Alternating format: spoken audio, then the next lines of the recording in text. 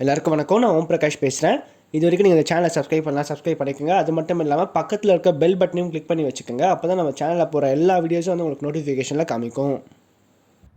எப்படி நம்ம என்ன பார்க்க போகிறோம் அப்படின்னா, மிதுன ராசியில் பிறந்தவனுக்கு 2025ஆம் ஆண்டு பிப்ரவரி மாத ராசி பலன்களை பற்றி நம்ம தெளிவாக பார்க்க போகிறோங்க. இந்த பிப்ரவரி மாதம் என்ன மாற்றங்கள் நடக்க போது, எதெல்லாம் சாதகமாக இருக்குது, அதிலும் குறிப்பாக இந்த மாதம் குறிப்பாக 2 முக்கியமான விஷயங்கள் நடக்க காத்துட்ருக்கு. அது என்ன ஏதுன்னு சொல்லிட்டு தெளிவாக பார்க்கலாம் வாங்க. மிதனராசி அதிபதி யாருன்னு பார்த்தீங்கன்னா புதன். மிதனராசி காலபுருஷனுக்கு 3வது ராசியா வருதுங்க. நட்சத்திரங்களை பொறுத்த வரைக்கும் மிதன ராசியில மிருகசிருஷம் 3 மற்றும் 4ஆம் பாதமும், திருவாதிரை முதல் 4 அட்சர பாதங்களையும், புனர்பூசம் முதல் 3 அட்சர பாதங்களையும் கொண்டுள்ள ஒரு ராசி தாங்க இந்த மிதன ராசி. மிதன ராசிக்காரங்களை பொறுத்த வரைக்கும் இந்த காலகட்டம் எப்படி இருக்குங்க? அதாவது மாதத்துடைய முதல் பகுதியில ராசிக்கு 8ஆம் இடத்துல புதன் சூரியனோட சேர்க்கை பெற்றும், 2வது பகுதியில சனியோடையும் சேர்க்கை பெற்று ராசிக்கு பாக்கியத்துல உட்கார போறார். ஸோ இந்த இணைவு வந்து எப்படிப்பட்ட ஒரு தன்மையை கொடுக்கும் அப்படின்னு சொல்லிட்டு பார்க்கலாம் வாங்க. முதல்ல ஃபர்ஸ்ட் ஹாஃப்ல வந்து பார்த்தீங்கன்னா 8ஆம் இடத்துல புதன் வந்து மறையிறது. மறைந்த புதன் நிறைந்த கல்வி அப்படின்னு சொல்லுவோம். அந்த வகையில பார்க்கும்போது நல்ல ஒரு படிப்பு சம்பந்தப்பட்ட விஷயங்களுக்கு நல்ல ஒரு ஏற்றத்தை கொடுக்கும். ஆரோக்கியம் சார்ந்த பிரச்சனைகள் இருக்கும்போது ஆரோக்கிய பிரச்சனைகள் சரியாகும் இந்த காலகட்டங்கள்ல. அதே மாதிரி உங்களோட முயற்சிகள்ல சிறு சிறு தடைகள் ஏற்பட்டாலும் அதன் பிறகு அந்த காரியமானது கைகூடும் மீண்டும் மீண்டும் முயற்சி செய்யும் போது.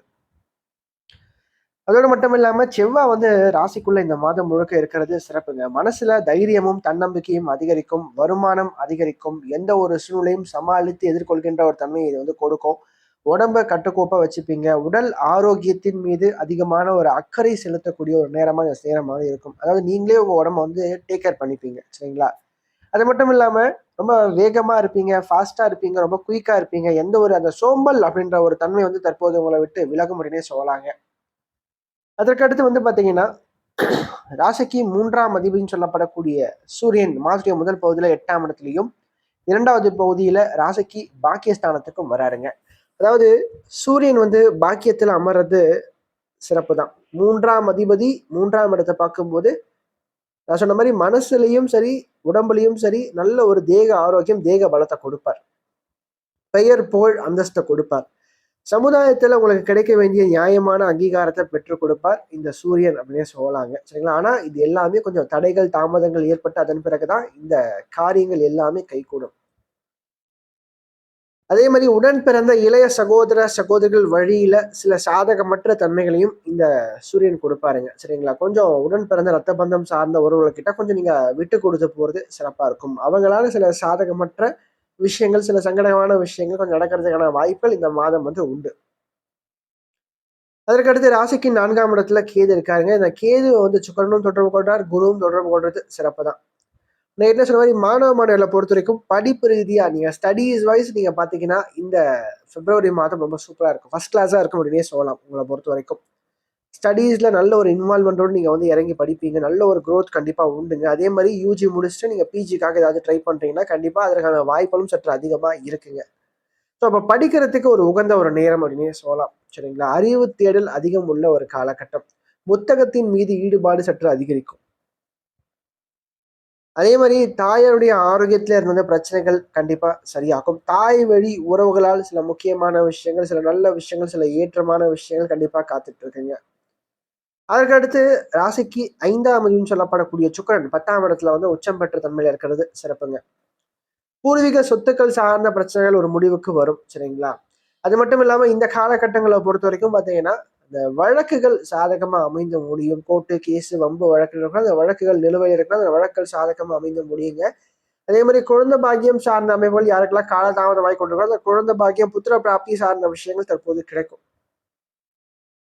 அடுத்து 6ஆம் அதிபதினு சொல்லப்படக்கூடிய செவ்வாய் அந்த வீட்டுக்கு 8ல மறைந்து ராசிக்குள்ள உட்கார்ந்து இருக்கிறது ஒரு பிளஸ் இருக்கு, ஒரு மைனஸ் இருக்கு. பிளஸ் அப்படின்னு பார்க்கும்போது செவ்வாயே இந்த மிதுன லக்னத்தை பொறுத்த வரைக்கும் லாபாதிபதியா வருவாருங்க, சரிங்களா? லாபாதிபதி ராசிக்குள்ள உட்காருது தொழில் ரீதியா முன்னேற்றங்களை கொடுக்கும், வருமானத்தை அதிகப்படுத்தி கொடுக்கும், சரிங்களா?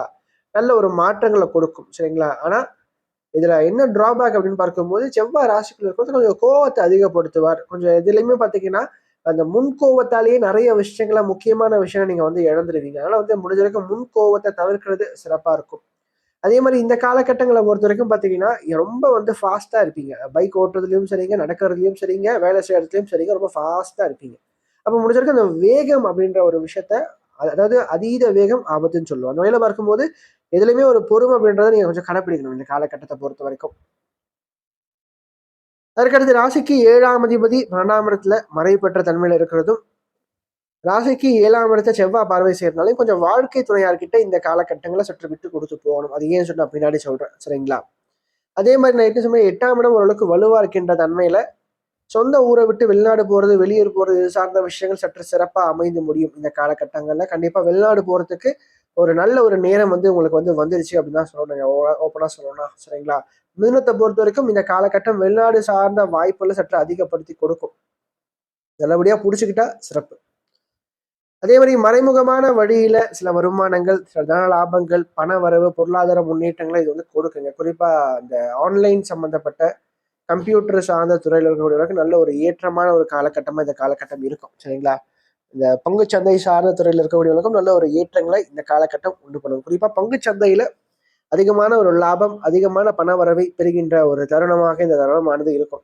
பட் என்ன இருந்தாலும் சரிங்க, எவ்வளவு சம்பாதித்தாலும் மிதுனத்தை பொறுத்த வரைக்கும் குரு ராசிக்கு 12ஆம் இடத்துல இருக்கிற வரைக்குமே செலவுகள் இருந்து கொண்டேதான் இருக்கும், சரிங்களா? குரு பெயர்ச்சி மே மாசம் நடக்க போகுதுங்க. மே மாதம் வரைக்குமே பாத்தீங்கன்னா கையில வந்து காசு வந்தாலும் செலவாயிடும். சில பேருக்கு காசு வரதே குருதர்க்கமா இருக்கும். அப்போ வரவு ஒரு பக்கம், செலவு ஒரு பக்கம்னு சொல்லிட்டு சரியா போயிட்டு இருக்கும்.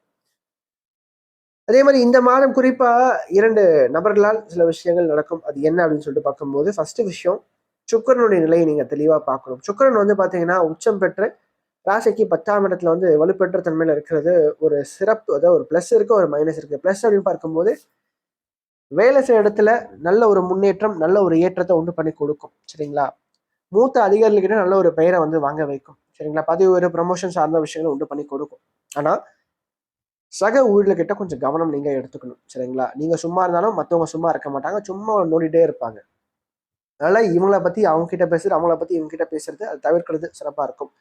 மீறி நீங்க சொன்னீங்கன்னா அது போய் பிரச்சனையில தான் முடியும். அதனால முடிஞ்ச வரைக்கும் பார்த்தீங்கன்னா உடன் வேலை செய்கிற ஊழியர்கிட்ட அது ரொம்ப க்ளோஸ் சர்க்கிளா இருந்தாலும் சரிங்க, முடிஞ்ச வரைக்கும் பெரும்பாலான விஷயங்கள் குடும்பம் சார்ந்த விஷயத்தையும் சரிங்க, வேலை செய்யற இடத்துல உங்களுக்கு இருக்கக்கூடிய பிரச்சனையும் சரிங்க, முடிஞ்ச வரைக்கும் ஷேர் பண்ணாம இருக்கிறது சிறப்பு. ஷேர் பண்ணா பிரச்சனைல தான் அது முடியும். ரெண்டாவது வந்து பாத்தீங்கன்னா சூரியனும் சனியும் வந்து ராசிக்கு 9ஆம் இடத்துல இணைவு பெறாங்க. ஸோ இந்த இணைவு வந்து நான் சொன்ன மாதிரி நல்ல ஒரு 3ஆம் அதிபதி 3ஆம் இடத்தை பார்க்கும்போது தைரியம், தன்னம்பிக்கை அதிகப்படுத்தி கொடுத்தாலும் தந்தை சம்பந்தப்பட்ட வழியில சில சங்கடங்களை கொஞ்சம் கொடுப்பாருங்க, சரிங்களா? அதாவது தந்தையினுடைய ஆரோக்கியத்துல கொஞ்சம் பிரச்சனை கொடுப்பார், அல்லது தந்தைக்கும் உங்களுக்கும் இடையே சில கருத்து வேறுபாடுகளை உண்டு பண்ணி கொடுப்பார். ஏதோ ஒரு வகையில தந்தை சம்பந்தப்பட்ட வழியில ஒரு சாதகமற்ற ஒரு தன்மை இந்த மாதம் காத்துட்டு இருக்கு. அதனால கொஞ்சம் நீங்க முடிஞ்ச வரைக்கும் இந்த காலகட்டங்கள்ல விட்டு கொடுத்து போறது சிறப்பா இருக்கும். ஏன்னா விட்டு கொடுக்க போறவன் கெட்டு போனதா சரித்திரமே கிடையாது. அந்த வகையில பார்க்கும்போது வாழ்க்கையில கொஞ்சம் பொறுமை, நிதானம் அதிகமா தேவை. அதே மாதிரி கொஞ்சம் செலவுகளையும் குறைச்சிக்கிறது சிறப்பா இருக்கும். நிறுவனத்தை பொறுத்த வரைக்கும் இந்த காலகட்டங்கள் எந்த அளவுக்கு செலவுகளை குறைச்சிக்கிறீங்களோ அந்த அளவுக்கு உங்களுக்கு சேவிங்ஸ் உங்களால கொண்டு வர முடியும். அத்தியாவசிய தேவை இருந்தா மட்டுமே நீங்க செலவு பண்ணுங்க, ஆடம்பரத்துக்காக செலவு பண்ணாதீங்க, சரிங்களா? அதே மாதிரி இந்த காலகட்டத்தை பொறுத்த வரைக்கும் குறைகள் கொஞ்சம் இருந்தாலும் கூட நிறைகளே சற்று அதிகமா இருக்கு அப்படின்னு சொல்லலாம், சரிங்களா? அதற்கடுத்து சந்திராஷ்டம நாட்களை பொறுத்த வரைக்கும் பிப்ரவரி மாதம் 25ஆம் தேதி இரவு 1 மணி முதல் பிப்ரவரி மாதம் 27ஆம் தேதி விடியற் காலை 4:35 வரைக்கும் சந்திராஷ்டமம் இருக்குங்க, சரிங்களா? எப்பவுமே நான் சொல்றது இதுதான், சந்திராஷ்டமம் அன்னைக்கு புதிய விஷயங்கள் பெரும்பாலும் செய்யாதீங்க, சரிங்களா? முக்கியமான விஷயங்கள் கொஞ்சம் தள்ளி போடுங்க. வேற வழியே இல்லை அப்படின்ற பட்சத்துல ஆலய வழிபாடு அல்லது வந்து இஷ்ட தெய்வ வழிபாடு பண்ணிட்டு அதன் பிறகு அந்த காரியங்கள் செயலாற்றுங்க, நல்லபடியா நடந்து முடியும். ஏன்னா சந்திரன் அப்படின்றவர் யாருன்னா நம்ம மனதிற்கு காரகன், சரிங்களா? அவர் வந்து ராசிக்கு 8ஆம் இடத்துல மறைவு பெறுகின்ற காலகட்டங்கள் உங்களுக்கு மன ரீதியாகவும் உடல் ரீதியாகவும் கொஞ்சம் குழப்பங்கள் சற்று அதிகரிக்கும். எப்பவுமே மனோகாரகன் மறையக்கூடாது. 6ஆம் பாவத்திலும் சரி 8ஆம் பாவத்திலும் சரி. 8ஆம் இடம் முழுமையான மறைவு ஸ்தானம் சந்திரனுக்கு. அந்த வகையில பார்க்கும்போது அவர் 8ஆம் இடத்துல மறைவு பெறும்போது நீங்களே வந்து பாத்தீங்கன்னா கரெக்டா அந்த நாட்களை எண்ணி பாருங்க, மனக்குழப்பங்கள் அதிகமா இருக்கும். தேவையில்லாத வீண் மன சஞ்சலங்கள், வீண் மன கவலைகள் உங்களை ஆட்கொள்ளும். ஒரு விஷயம் நடக்கவே நடக்காது, ஆனா இது நடந்துருமோ, இப்படி நடந்துருமோ, அப்படி நடந்துருமோன்னு சொல்லிட்டு நீங்களா யோசிச்சு மனசை குழப்பிட்டு இருப்பீங்க, சரிங்களா? ஒரு தெளிவான ஒரு சிந்தனையில இருக்க மாட்டீங்க. அப்படி இருக்கும்போது எடுக்கிற காரியங்கள் சரியா வராது. ஸோ முடிஞ்ச வரைக்கும் இந்த நாட்கள்ல முக்கியமான விஷயங்களை தவிர்க்கிறது மிதனத்தை பொறுத்த வரைக்கும் சிறப்பா இருக்கும் அப்படின்னு சொல்லலாம். இந்த வீடியோ உங்களுக்கு பிடிச்சிருந்துச்சுன்னா லைக் பண்ணுங்கள், கமெண்ட் பண்ணுங்கள். அது மட்டும் இல்லாமல் உங்களோட ஃப்ரெண்ட்ஸுக்கும் சரி உங்களோட ஃபேமிலிக்கும் இந்த வீடியோ ஷேர் பண்ணுங்கள். ஏன்னா அவனோட வாழ்க்கையில் கண்டிப்பாக ஒரு மாற்றத்தை ஏற்படுத்தக்கூடிய வகையில் இந்த வீடியோ இருக்கும். குறிப்பாக சொல்லப்போனால் கஷ்டத்தில் இருக்கக்கூடியவங்களுக்கு இந்த வீடியோ ஷேர் பண்ணுங்கள். அவனோட வாழ்க்கையில் ஒரு தன்னம்பிக்கை ஊட்டுறதுக்காகவும் ஒரு மாற்றத்தை ஏற்படுத்தும் வகையில் இந்த வீடியோ நிச்சயமாக அவனோட வாழ்க்கையில் அமையும்.